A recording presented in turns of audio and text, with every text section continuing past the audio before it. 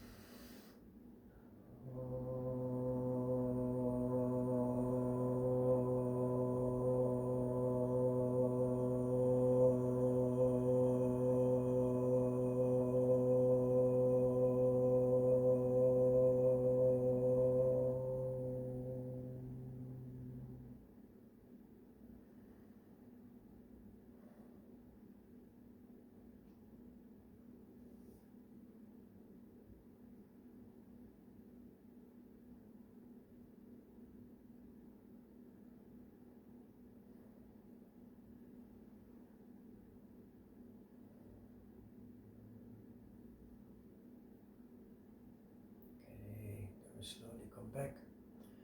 One thing before we start with the asanas, you notice that fairly quickly we increase the intensity, new exercise come into play. That is an indication of the systematic build-up that we stick to. If you don't practice on a regular basis, you will eventually find it difficult to keep up, to follow with the developments. However, on a positive note, or the promise that you find here is that if you do have some discipline to practice now and then, a couple of times a week at least, you notice that you become stronger, you feel lighter physically and mentally. You become stronger and more flexible and easy to keep up with increasing intensity and the new exercises that are being introduced. Okay, let's stand up. We start with Tadasana. Feet parallel, straighten the legs, tilt the pelvis a little bit forward. Shoulders a little bit back. Stand erect.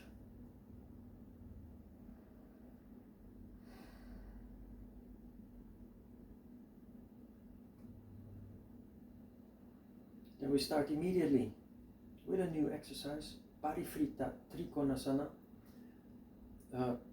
Variation on the triangle pose that you learned previously, with a twist, literally. Parifrita, if parifrita is added to an exercise, it always indicates a torsion, a twist. So that's what we're gonna do. We spread our feet. This is step 1. Not too wide, because if you spread the feet too wide, it's impossible to do this correctly. where it comes to the alignment. Spread the feet. Then you turn one foot 90 degrees out. The rear foot turns in a little bit. Then step 2, we turn 90 degrees, not only the upper body, also the hips. If you feel the need to make an adjustment to the position of the feet, do it now. And then we go to step 3, bending forward with a hollow back. And we don't allow the back to bend. This is crucial. Most people who are doing this pose always end up bending the back. Worse, in step 4, you're going to complete the twist with another 90 degrees, and there everybody bends the back. Don't give in to that. The power of this pose lies in the alignment. Your hips move like scissors. This remains perfectly straight. Do not lean on the hand also. Open the belly, open the chest.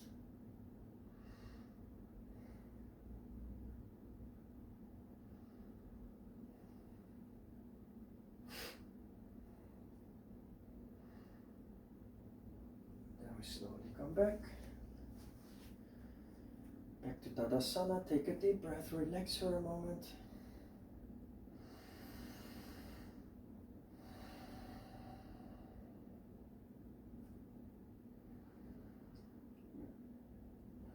It's a rather complex pose, so build it up step by step, like we do 4 steps to get into it.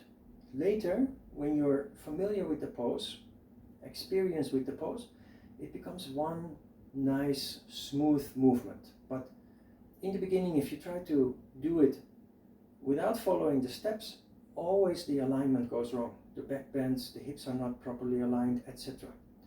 So let's do it step by step at first. We spread the feet again, misalign. This is step 1. Step 2, we rotate 90 degrees. Adjust the feet if you feel the need to do so. Then step 3, we bend forward, pivoting on the hip joints, maintaining a hollow back. The moment that we feel we cannot go down further without bending the back, we stop going down, and we complete the twist with another 90 degrees rotation. Notice how straight this regains. Do not lean on the head. Do not try to touch the floor. The pose falls apart when you do so.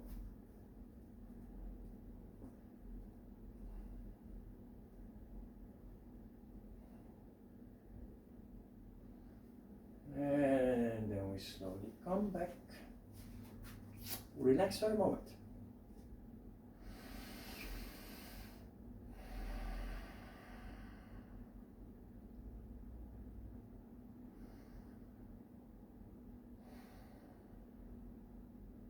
Next pose, next asana is already familiar.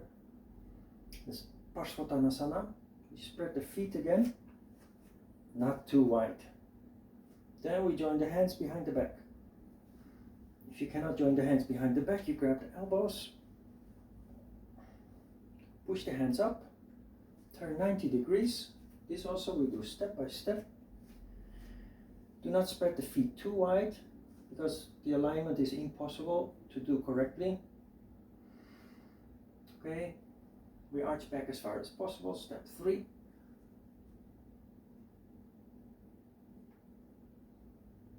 And then we slowly bend forward, step 4.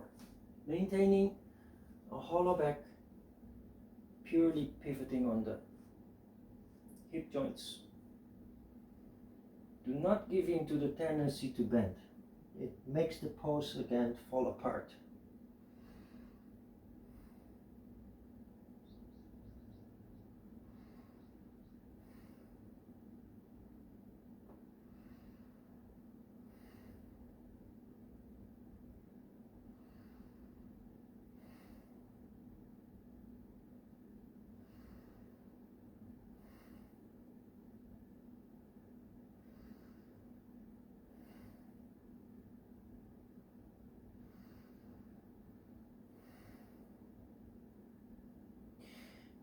We slowly come back.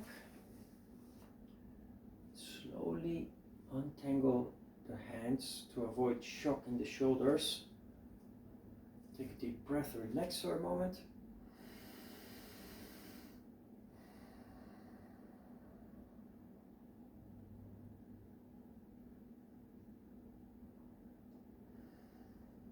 Then we switch, we spread the feet, join the hands behind the back. Turn 90 degrees. Arch back as far as possible. And slowly bend forward, maintaining a hollow back.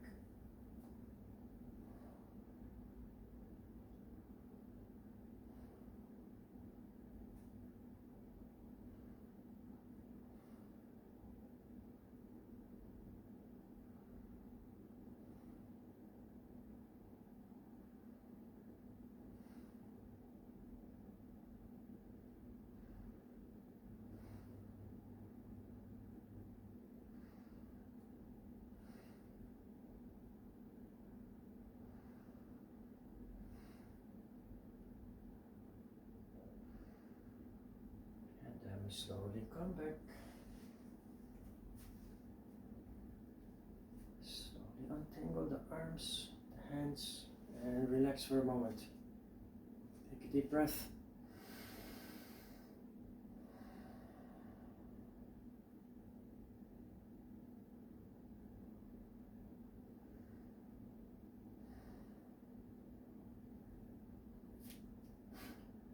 Then we have a new asana. The second and the last new asana for today.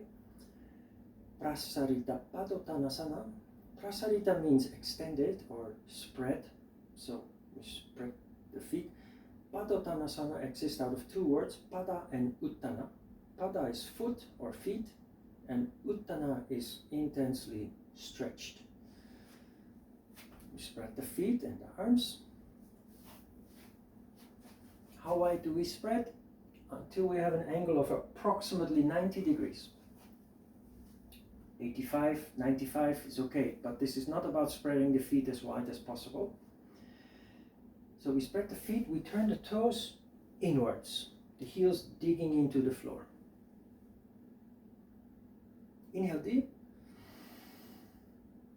Exhale, bend forward, but maintain a hollow back. Focus on the tilt of the pelvis. Then place the hands on the floor if you can, but not here, because the pose falls apart when you do that. Place your hands in line with your feet.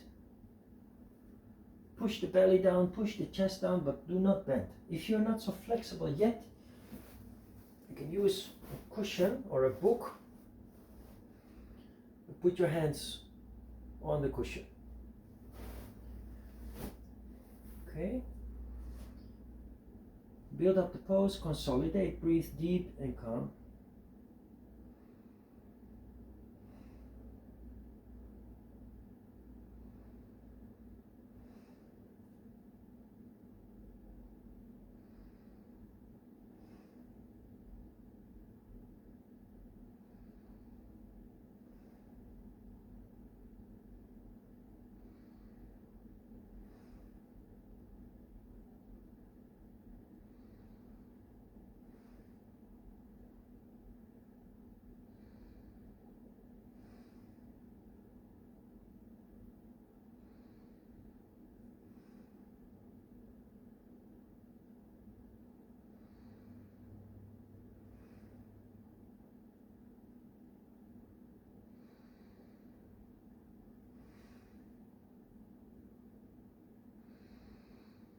And slowly come back.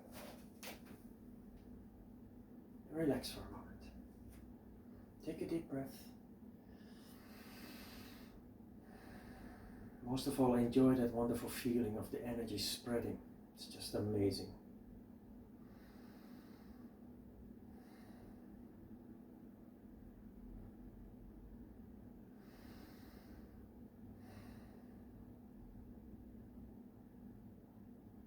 Okay. Then we lie down on the back.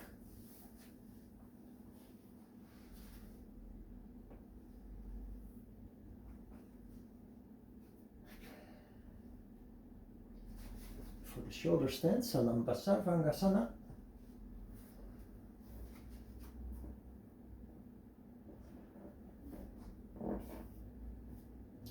Shoulder stand, Sarvangasana, followed by Halasana, the plow pose. And those two followed with the very last asana, which is Savasana, the corpse pose, in which you relax before the meditation. Every time we do Sarvangasana or any of its many variations, we always try to go up into the pose in a controlled way, slowly and controlled. The reason for doing this is to, first of all, when you do something slowly and controlled, you're fully aware of every aspect of the movement. That is important, consciousness. The second thing is you build incredible strength, especially core strength. Core strength. And the third thing is technique and skill. So consciousness, strength, technique and skill. You try it in a controlled way. That is not easy. If it doesn't work out, then you, any which way you can, you go up into the pose, but not before you have tried to do it in a slowly and controlled way. Okay? Sarvangasana.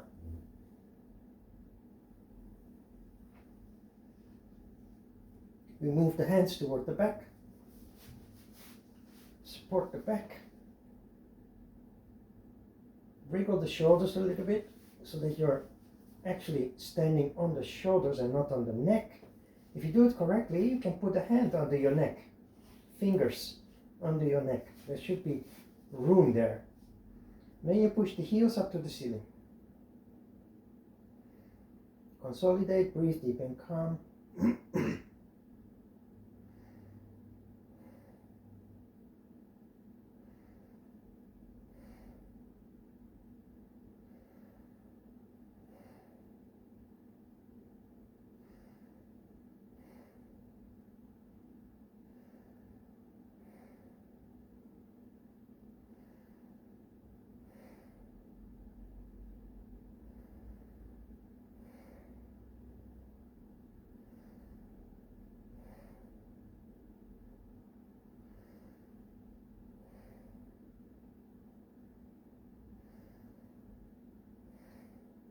Halasana, the plow pose.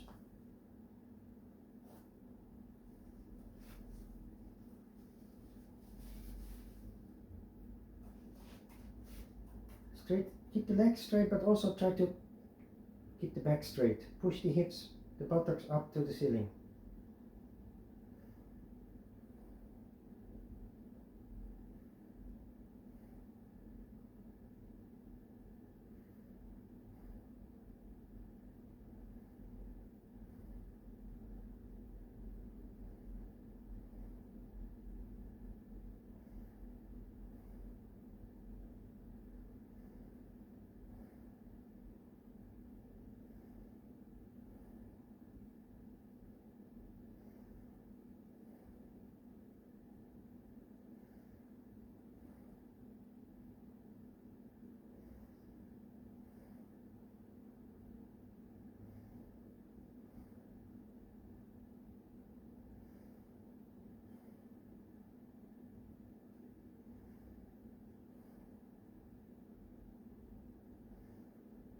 And then we slowly come back. And we always come back through the shoulder stand. And like we started, we end coming down slowly and controlled, of course, for the same purpose as I mentioned before. And we finish with Savasana before we go to the meditation. Close the eyes. Breathe deep and calm. Relax the whole body.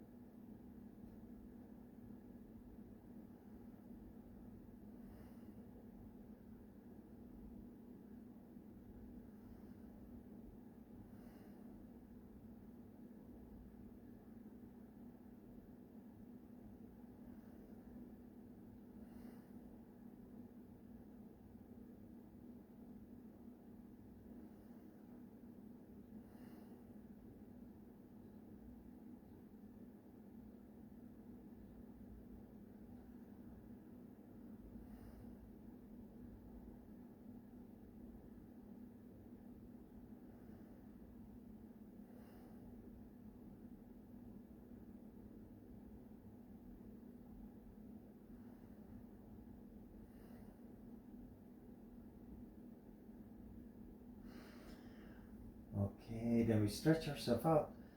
Clasp the fingers, stretch yourself out. And slowly come back.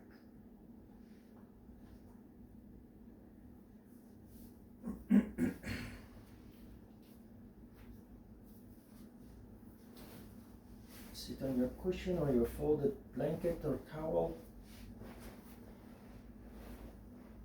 We have a 5-minute meditation to finish our exercise with and to start the day.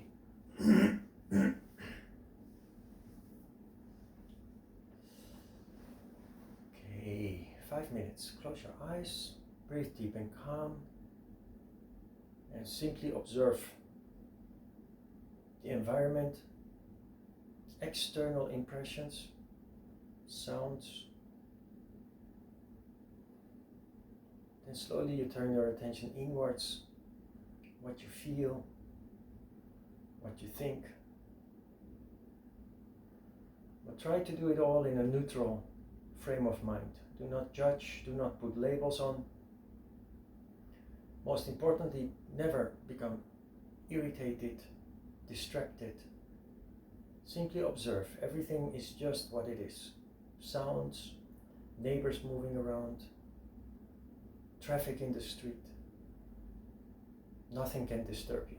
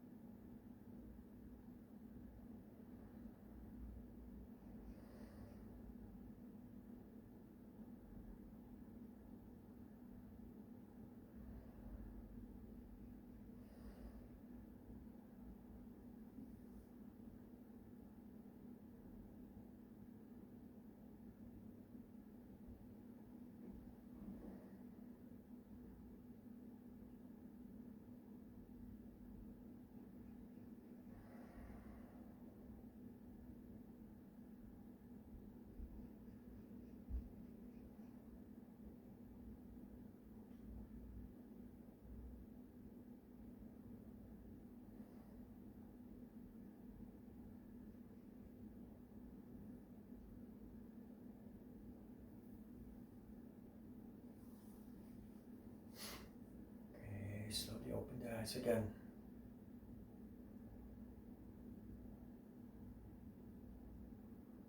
I hope you feel the same as I do. Then you'll understand that 36 years ago, when I started practicing yoga, I fell in love with practicing of yoga. I became addicted.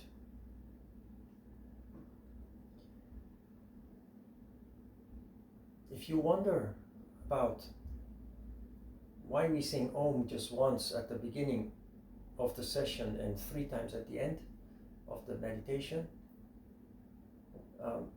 it's extensively explained in a separate video, exclusively dedicated to the reason, the purpose, and the effect of Om. How to sing Om also is explained, how to do it correctly.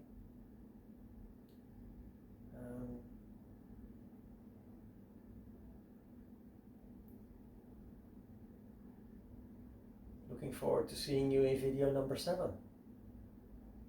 Have a wonderful day, and see you next time.